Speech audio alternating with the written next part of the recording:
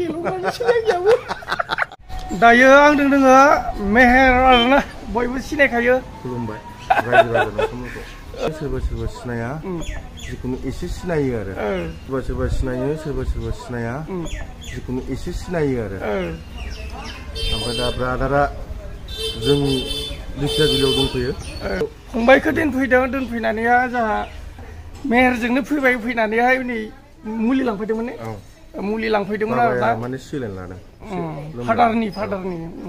ओमफ्राय दा बेयावनो भिडिअखौ लानाय जाबाय आरोखि आरो सोरबाफोर गोदानब्ला निस्सय बेलाइखौ थुनानै होथार खिन्थु साबसक्राइब खालाम बयबो सापर्ट हो बयबो नङा होमबा नों आं बयबो होलायबासो सापर्ट जागोन जौगागोन नङा होमबा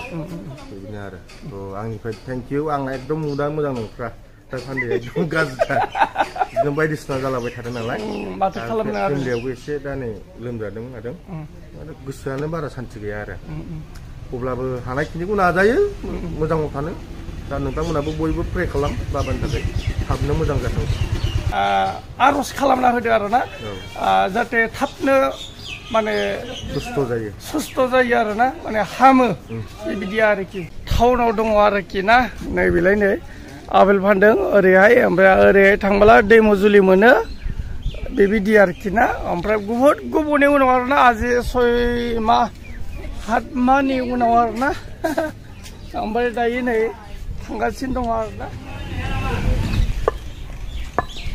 बे जाहैबाय ढेकियाजुलि रड बेबायदि आरोना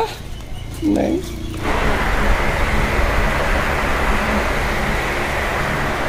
थाङामोन माथो आंबो स्कुलाव थांनाय डायमन्डआव स्कुलाव डायमन्डआव सोरखौबा लांदोंमोन नामा बेसे क्लासाव 9 ओमफ्राय नोंना आंनिया ओइनै माबा हस्टेलाव फैदों हा ओइ हस्टेलाव फैदों ओमफ्राय खबर बाथि मोजां ने साबेसे दङ न'खराव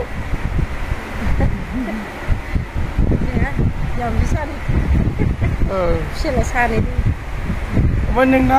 बर'लाय गासै साबानो गामिया मा गामिनि जाखो मासबाद